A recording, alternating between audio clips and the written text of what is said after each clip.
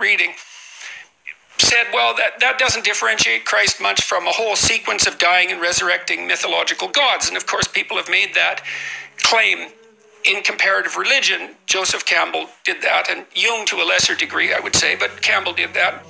But the difference, and C.S. Lewis pointed this out as well, the difference between those mythological gods and Christ was that there's a representation of, there's a historical representation of his existence as well. Now you can debate whether or not that's genuine. You can debate about whether or not he actually lived and whether there's credible objective evidence for that, but it doesn't matter in some sense because this, well, it does, but there's a sense in which it doesn't matter because there's still a historical story. And so what you have in the figure of Christ is an actual person who actually lived plus a myth. And in some sense, Christ is the union of those two things. The problem is I probably believe that, but I don't know. I'm amazed at my own belief and I don't understand it. Like, because I've seen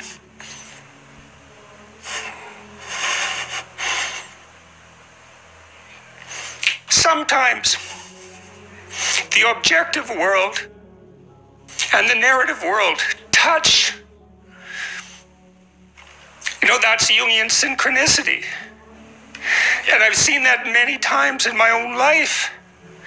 And so in some sense, I believe it's undeniable. You know, we have a narrative sense of the world. For me, that's been the world of morality. That's the world that tells us how to act. It's real. Like, we treat it like it's real. It's not the objective world. But the narrative and the objective world touch.